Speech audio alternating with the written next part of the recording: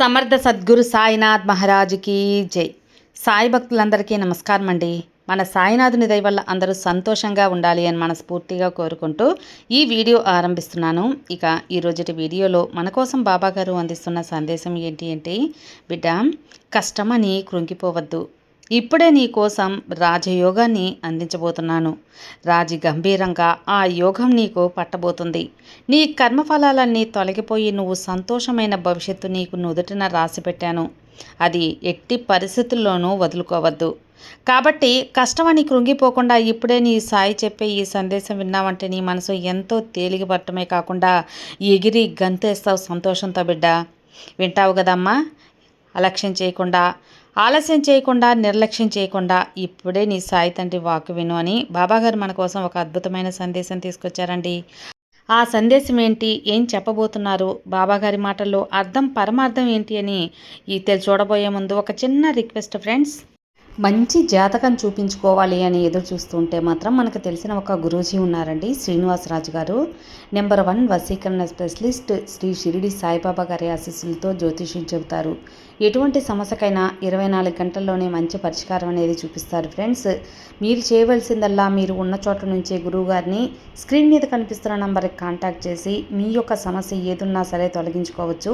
ప్రేమ, పెళ్లి, విద్య, ఉద్యోగం, భార్యాభర్తల మధ్య గొడవలు, సంతాన సమస్యలు, రాజకీయ సమస్యలు, విదేశీ ప్రయాణం ఆలస్యం అవుతుంది, వీసా ప్రాబ్లమ్స్ ఉన్నా సరే, జాతకంలో దోషాల వల్ల పెళ్ళిళ్ళు, ఉద్యోగాలు ఆలస్యం అవుతున్నా, లేదా వాస్తు దోషాల వల్ల మాకు ఏదీ కలిసి రావటం లేదు, ధనం నిలకడగా లేదు, మనశ్శాంతి లేదు అనుకున్నా సరే, ఎలాంటి ప్రాబ్లమ్స్కైనా సరే గురువుగారు చేసే పూజల ద్వారా, పరిహారాల ద్వారా మీ యొక్క ప్రాబ్లం అయితే సాల్వ్ అవుతుంది. మీరు చేయవలసిందల్లా 9666306444 ఈ నెంబర్కి కాల్ చేయండి. మీ ప్రాబ్లమ్ని తొలగించుకోండి ఫ్రెండ్స్. నేను ఇంత కాన్ఫిడెంట్గా చెబుతున్నానంటేనే మీరు అర్థం చేసుకోవచ్చు. నేను చెప్పించుకొని నాకు నమ్మకం కుదిరి నా ప్రాబ్లం తీరింది కాబట్టి మీ వరకు తెలియజేస్తున్నాను. సో స్క్రీన్ మీద కనిపిస్తున్న నెంబర్కి కాల్ చేయండి. మీ ప్రాబ్లమ్స్ నుంచి బయటపడండి.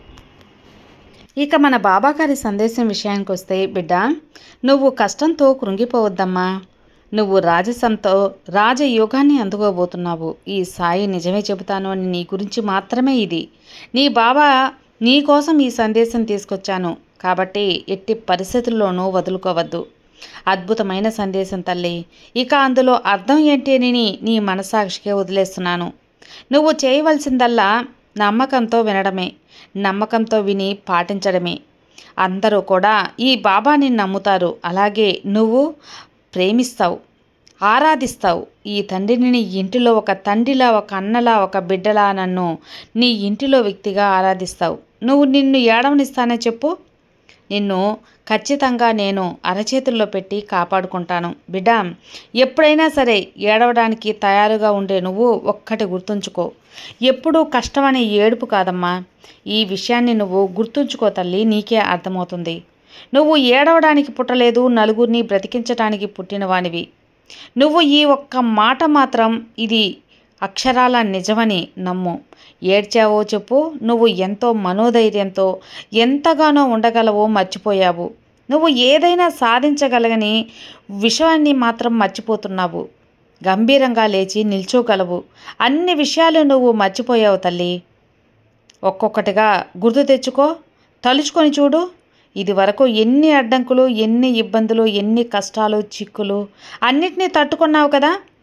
ఒక పక్క నీ కుటుంబాన్ని, ఇంటిని, వ్యాపారాన్ని, అందరినీ కాపాడుకుంటూ అలాగే నీ యొక్క సమస్యలతోనూ పోరాడావు. అలా బాధపడుతూ మరో పక్క ఒంటరిగా పోరాడి గెలిచావు. ఎప్పుడూ కూడా ఎవ్వరూ నిన్ను వేలెత్తి చూపలేనంతగా పైకెదిగావు. గెలవలేదు, కానీ గెలిచేలా నువ్వు పోరాడి ఇప్పుడు విజయం అందించుకోబోతున్నావు. దేనివల్ల తల్లి? ఎవ్వరూ నిన్ను ఓడించలేరు. ఎందువల్ల ఓడించలేదో నీకు తెలుసా? అభిమానం, ప్రేమ. ఆ ప్రేమ మాత్రమే నిన్ను ఓడించగలదు. ఆ ప్రేమకి నువ్వు లొంగుతావు. నీ బలహీనతే ప్రేమ, అభిమానం. నిన్ను ఎవరైనా సరే అభిమానంగా మాట్లాడినా, ప్రేమ చూపించినా వారికి ఎక్కువ అభిమానాన్ని చూపించేస్తావు. వాళ్ళకి రెట్టింపు ప్రేమనే అందిస్తావు. ఆ ప్రేమకు మాత్రమే నువ్వు లొంగుతావు. అదే ఆసరాగా తీసుకొని కొందరు నిన్ను అలా బలహీనతను తెలుసుకున్నారు తల్లి. అందువల్లే నువ్వు ఇప్పుడు మేలుకో. నేను చెప్తున్నాను కదా, నువ్వు కొంచెం మేలుకోవాలి. నువ్వు ఒక్క మాటని తలుచుకొని ఎంతగానో బాధపడుతున్నావు. ఆ మాటని వదిలేసేయమ్మా. ఎలా గెలవాలో ముందుకు వెళ్ళు. బాధపడుతూ కూర్చుంటే బాధ తగ్గుతుందా చెప్పు? నీ సమస్యలు తగ్గుతాయా? నీ ముందు అంటూ ఉంటారు, ఏదో ఒకటి అంటూ ఉంటారు. దాని గురించి ఆలోచించి నీ మనసు గాయపరుచుకుంటూ ఉంటావా? నీ మనసులో ఉన్నది ఏదైనా ఆలోచించి చూడు.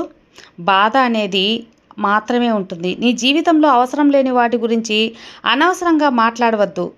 వాటి వల్ల అనవసరంగా లేని మాటలకు ఇంత ప్రాధాన్యత ఇవ్వకు. ఒక్క మాట నీ మనసుని బాధ పెట్టుకోకు. ఈ మనసుని బాధ పెట్టి ఎందుకు నువ్వు అవసపడాలి చెప్పు? ఇంత బాధ ఎందుకు చెప్పు? ఏదైనా నువ్వు కష్టపడేటట్టు అక్కడి నుంచి వెళ్ళిపో. నీ మనసుని కొంచెం ప్రశాంతంగా ఉంచుకో. నీ మనసులో బాధ కాసేపు అయితే తొలగిపోతుంది. మనసుని బలంగా చేసుకో. మనసారా నువ్వు బాధపడేటప్పుడు ఎవ్వరూ నువ్వు కాదు, నీ మనసులో ఉన్న నేను కూడా బాధపడతాను అని గుర్తుంచుకో. ఈ బాబా కూడా నీ మనసులోనే కదా ఉన్నాను. ముందు నీ మనసుని బలపరుచుకో. నీ వల్ల కాదు అన్నప్పుడు ఈ సాయి తండ్రికి అప్పగించు.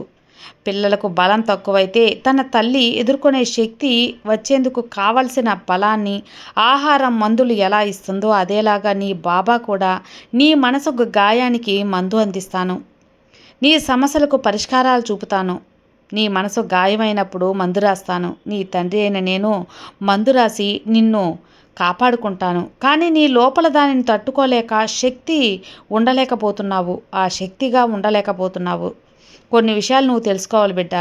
ఎలాంటి సందర్భంలో అయినా సరే, ఎలాంటి పరిస్థితుల్లో అయినా సరే తట్టుకొని ఆ స్థితి నుంచి నువ్వు అనుకూలంగా మార్చుకోవాలి.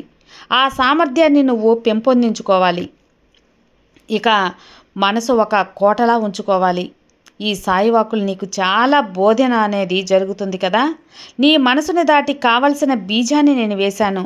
ఒకరోజు గంభీరంగా నిన్ను అవమానించిన వాళ్ళ ముందు తలెత్తుకొని నిలుస్తావు. కృంగిపోవడానికి నువ్వు ఎవరో కాదమ్మా, ఈ సాయి బిడ్డవి. ఈ సాయి బిడ్డవు. నువ్వు ఇతరులకు పెట్టగలిగిన వానివే కానీ ఇతరుల దగ్గర చేయి చాపకూడదు బిడ్డ. నువ్వు అందరికీ సాయం చేయగల నువ్వు ఎప్పుడూ ఏడుస్తూ ఉండవద్దమ్మా. నేను అంత గొప్పదాన్ని అని నీ మనసుకు నువ్వు సర్ది చెప్పుకో. నీ బాబా నేనున్నాను కదా, ఈ కన్నీళ్ళు కష్టాలు నాకెంత అనే ఒక మనధైర్యానికి వచ్చేయి. ఆ ధైర్యంతో ఉండు. ఎందుకోసం నిన్ను ఇంతలా బాధ పెట్టుకున్నావో చెప్పు. బాధ పెట్టుకోకు తల్లి. ఇంతలా నీ బాబా చెబుతున్నా కూడా అర్థం చేసుకుపోతే ఎలా చెప్పు? విను, ఒక్కసారి విని ఆలోచించు. పక్షి తన బిడ్డని ఎగిరేందుకు అన్ని ప్రయత్నాలు చేస్తుంది. అప్పటికీ అది ఎగరకపోతే అన్ని ప్రయత్నాలు చేసి అంటే జాగ్రత్తగా ఎవ్వరూ లేని ఆ ప్లేస్లో వచ్చి జాగ్రత్తగా విడిచిపెడుతుంది. ఆ తల్లి పక్షి ఎవరే లేని పక్షంలో ఆ పక్షి కొద్దిగా ఎగరడానికి ప్రయత్నిస్తుంది. చిన్నగా ఎగురుతుంది. ఆ విషయాన్ని దాక్కుని చూసి ఆ తల్లి పక్షి మనసులో సంతోషపడుతుంది. గమనిస్తూ సంతోషపడుతుంది, నా బిడ్డ ప్రయోజకును అయింది అని. అలాగే నువ్వు బిడ్డవి. నేను తండ్రిలా నిన్ను పరీక్షించి నిన్ను పక్వపరుస్తున్నాను. నీకు వచ్చిన బాధలన్నీ కూడా పరీక్షలు లెక్కే తల్లి. ఎల్లవేళలా పరీక్షలు ఇచ్చినా కూడా నిన్ను గమనిస్తూ ఉంటాను. కొద్దిగా నిన్ను నువ్వు ఆ సమస్యల నుంచి దూరం చేస్తాను. వాటి నుంచి ఎదుర్కోగల శక్తినిస్తాను. ఎదుర్కోగల నమ్మకాన్ని నీకు కలిగించేందుకు నేను ఎప్పుడు కూడా ముందుంటాను. పరీక్షలు కొన్ని ఉంటాయి. ఇందులో గెలుపు, అందులో నువ్వు గెలవాలి. నీ భవిష్యత్తు గెలుపు వైపు మళ్ళాలి. ఆ గెలుపును నీ కళ్ళతో నువ్వే చూడాలి. ఇందులో కొన్ని శోధనలు నిన్ను దెబ్బ కొట్టాలని కొంతమంది ప్రయత్నాలు కూడా చూస్తారు. అవన్నిటినీ దాటుకోవాలి. నిన్ను కింద పడనివ్వకుండా నేను నీకు తెలియకుండానే చేతులు చేస్తాను. నిన్ను కాపాడుతాను. పడిపోనివ్వను బిడ్డ. నిన్ను ఎలా పడిపోనిస్తాను చెప్పు? నిన్ను పడకుండా పట్టుకునే ఉంటాను. నిన్ను 1000 కళ్ళతో రక్షిస్తూనే ఉంటాను. నిన్ను కాపాడుకోవటం నా బాధ్యత. కింద పడిపోయినా సరే, అహంకార క్షణంలో అయినా సరే నా చేయి ఇచ్చి నిన్ను పైకి లాగుతాను. నిశ్చయంగా త్వరలో నీ జీవితం మంచి మార్పులతో జరగబోతుంది. బ్రహ్మాండంగా ఉండబోతుంది. అందుకు నువ్వు అవన్నీ తీరే మార్గాలు, నీ సమస్యలు తీరే మార్గాలు అన్నీ కూడా నేను చూపిస్తాను. అద్భుతంగా బ్రతకగలవమ్మా నువ్వు. ఇతరులకు సహాయం చేసే మనసు ఉన్న నీకు అంతా మంచే జరుగుతుంది. నువ్వు ఇప్పుడు మంచి రాజయోగంలోకి అడుగు పెట్టబోతున్నావు.